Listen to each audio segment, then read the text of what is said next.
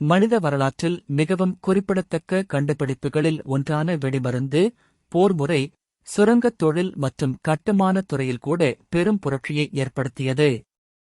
இதன் வளர்ச்சி தொழில்நுட்பத்தில் ஒரு திருப்புமுனையாக அமைந்ததுடன் துப்பாக்கிகள் மற்றும் பீரங்கிகளின் எழுச்சிக்கும் வழிவகுத்தது. ஆனால் வெடிமருந்து என்பது சரியாக என்ன? அது எவ்வாறு தயாரிக்கப்பட்டது? இந்த தொகுப்பில் வரலாற்றின் போக்கையே மாற்றிய இந்த வெடிக்கும் பொருளின் வியக்கத்தக்க வரலாறு மற்றும் அதன் சிக்கலான தயாரிப்பு முறையை நாம் ஆராய்வோம். முதலில் வெடிமருந்து என்றால் என்ன என்பதை வரையறுப்போம். கருப்புத்தூள் என்றும் அழைக்கப்படும் வெடிமருந்து என்பது சால்ட்பீட்டர், நிலக்கரி மற்றும் கந்தகம் ஆகிய 3 முதன்மையான கூறுகளைக் கொண்ட ஒரு வேதியியல் கலவையாகும். வெடிமருந்து பற்றவைக்கப்படும்போது ஏற்படும் வெடிப்பு வினையில் இந்த ஒவ்வொரு பொருளும் முக்கிய பங்கு வகிக்கின்றன. சால்ட்பீட்டர் அல்லது பொட்டாசியம் நைட்ரேட் ஒரு ஆக்சிஜனேற்றியாக செயல்பட்டு எரிதலுக்கு தேவையான ஆக்சிஜனை வழங்குகிறது. நிலக்கரி எரிபொருளாக செயல்படுகிறது. அதே சமயம் கந்தகம் பற்றவைப்பு வெப்பநிலையை குறைப்பதோடு வெடிப்பின் ஒட்டுமொத்த செயல்திறனை மேம்படுத்துகிறது. பயனுள்ள வெடிமருந்தை உற்பத்தி செய்வதற்கு இந்த உட்பொருட்களின் சரியான சமநிலை அவசியம். வரலாறும் பரவலும். வெடிமருந்தின் தோற்றம் பண்டைய சீனாவில் கிபி 9ஆம் நூற்றாண்டில் தாங் வம்சத்தின் காலத்தில் கண்டறியப்பட்டது. ரசவாதிகள் சாகா வரம் தரும் அமிர்தத்தை தேடிக் கொண்டிருந்தபோது தற்செயலாக இந்த வெடிக்கும் கலவையைக் கண்டறிந்தனர். ஆரம்பத்தில் வெடிமருந்து வானவேடிக்கைகளிலும் குண்டுகள் மற்றும் ராக்கெட்டுகள் போன்ற எளிய ஆயுதங்களுக்கான உந்து சக்தியாகவும் பயன்படுத்தப்பட்டது. வெடிமருந்து பற்றிய அறிவு மெல்ல மெல்ல பட்டுப்பாதை வழியாக மத்திய கிழக்கு மற்றும் ஐரோப்பாவிற்கு பரவியது. 14ஆம் நூற்றாண்டின் பிற்பகுதியில் வெடிமருந்து போர்க்கலையின் ஒரு ஒருங்கிணைந்த பகுதியாக மாறியது. இது பீரங்கிகள் மற்றும் துப்பாக்கிகளின் வளர்ச்சிக்கு வழிவகுத்தது. உட்பொருட்களும் அவற்றின் தன்மையும். வெடிமருந்து எவ்வாறு தயாரிக்கப்படுகிறது என்பதை புரிந்து கொள்ள அதன் கூறுகளின் தன்மையை நாம் அறிய வேண்டும். சால்ட்பீட்டர், இது வெடிமருந்தின் முக்கிய அங்கமாகும். இது இயற்கையாக கிடைக்கும் படிவுகளிலிருந்து எடுக்கப்படலாம் அல்லது வேதியியல் முறைப்படி செயற்கையாக தயாரிக்கப்படலாம். பண்டைய காலங்களில் நைட்ரேட்டுகள் அதிகம் உள்ள விலங்கு எரு போன்ற கரிமப் பொருட்களின் சிதைவிலிருந்து இது பெறப்பட்டது. நிலக்கரி, இது குறைந்த ஆக்சிஜன் உள்ள சூழலில் மரத்தை எரிப்பதன் மூலம் தயாரிக்கப்படுகிறது. இச்செயல்முறை பைரோலிசிஸ் என்று அழைக்கப்படுகிறது.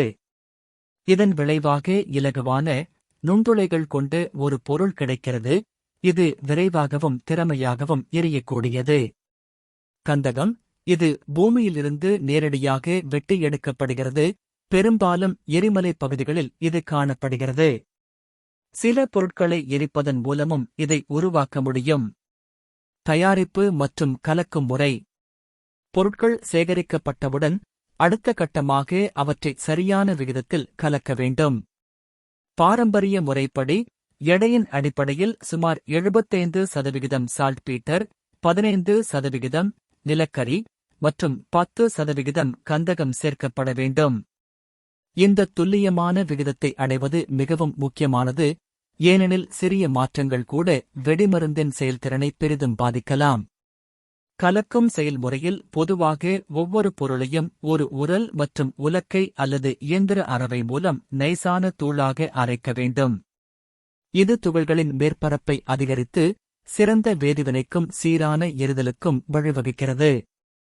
அரைத்த பிறகு பொருட்கள் இன்கார்பரேஷன் எனப்படும் முறையில் ஒன்றிணைக்கப்படுகின்றன. இது உலர் முறையாகவோ அல்லது ஈர முறையாகவோ இருக்கலாம். உலர் முறை ஈரப்பதம் இல்லாமல் பொடிகளை கவனமாக ஒன்றாக கலப்பதை உள்ளடக்கியது. ஈரமுறை கலவையை நீர் அல்லது ஆல்கஹால் கொண்டு ஈரப்படுத்துவதை உள்ளடக்கியது. இது கலக்கும்போது எதிர்பாராத விதமாக தீப்பிடிப்பதைத் தடுக்க உதவுகிறது. கிரானுலேஷன் மற்றும் கார்னிங். உட்பொருட்கள் முழுமையாக கலக்கப்பட்ட பிறகு அவை சீரான துகள்களாக மாற்றப்படுவதற்கு முன்பு உலர அனுமதிக்கப்படுகின்றன. கிரானுலேஷன் என்பது வெடிமருந்து தயாரிப்பில் ஒரு முக்கியமான படியாகும்.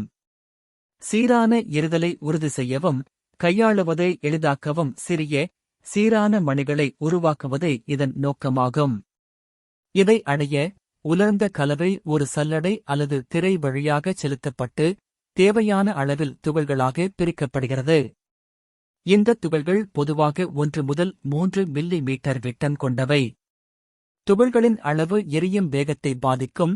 சிறிய துகள்கள் மிக விரைவாக எரியும், பெரிய துகள்கள் மெதுவாக எரியும். இதற்குப் பிறகு வெடிமருந்து பெரும்பாலும் கார்னிங் என்ற முறைக்கு உட்படுத்தப்படுகிறது. இதில் கலவை சிறிது ஈரமாக்கப்பட்டு பெரிய துகள்களாக அழுத்தப்படுகிறது. இது கலவையை மேலும் நிலைப்படுத்தவும் பற்றவைக்கும்போது அதன் செயல்திறனை அதிகரிக்கவும் உதவுகிறது.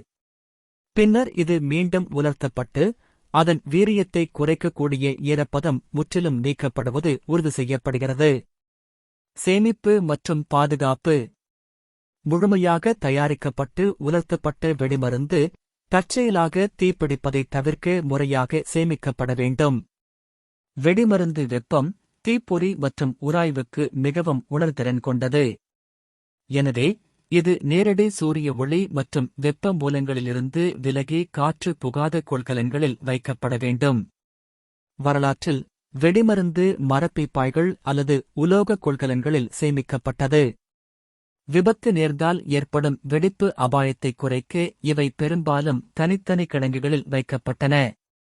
தயாரிப்பு பணியில் ஈடுபட்டிருந்த தொழிலாளர்கள் பாதுகாப்பு உபகரணங்களை அணிவது மற்றும் கடுமையான வழிகாட்டுதல்களை பின்பற்றுவது போன்ற முன்னெச்சரிக்கை நடவடிக்கைகளை மேற்கொண்டனர்.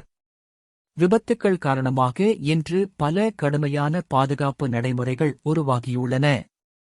சமூகம் மற்றும் போர்க்கலையில் தாக்கம். சமூகம் மற்றும் போர்க்கலையில் வெடிமருந்தின் தாக்கத்தை நாம் குறைத்து மதிப்பிட முடியாது. இதன் அறிமுகம் இராணுவ உத்திகளில் பெரும் புரட்சியை ஏற்படுத்தியது. இது பாரம்பரிய கோட்டைகள் மற்றும் கவசம் அணிந்த போர்வீரர்களை பயனற்றதாக ஆக்கியது.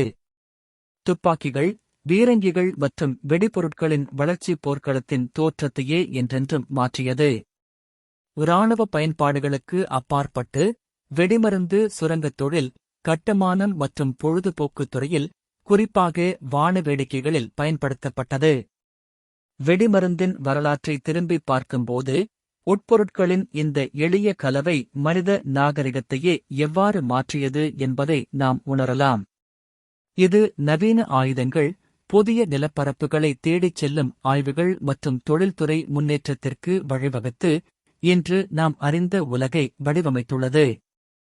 வெடிமருந்து தயாரிப்பு என்பது வேதியியல், வரலாறு மற்றும் தொழில்நுட்பத்தை ஒன்றிணைக்கும் ஒரு சுவாரஸ்யமான பயணமாகும். சீனாவின் பண்டைய தோற்றம் முதல் நவீன போர்க்கலையை வடிவமைப்பதில் அதன் முக்கிய பங்கு வரை வெடிமருந்து நமது உலகில் ஒரு நீங்காத முத்திரையை பதித்துள்ளது. அதன் உட்பொருட்கள், உற்பத்தி முறைகள் மற்றும் தாக்கங்களை புரிந்துகொள்வது இந்த வியக்கத்தக்க கண்டுபிடிப்பின் மீது நமக்கு ஆழ்ந்த மதிப்பை ஏற்படுத்துகிறது. எங்களது இந்த காணொலியை பார்த்தமைக்கு நன்றி. அடுத்த காணொலிக்கான பரிந்துரைகள் ஏதேனும் இருந்தால் கீழே உள்ள கருத்துப் பெட்டியில் பகிருங்கள். எங்களது பக்கத்தை லைக் செய்யவும், சப்ஸ்கிரைப் செய்யவும் மறக்காதீர்கள்.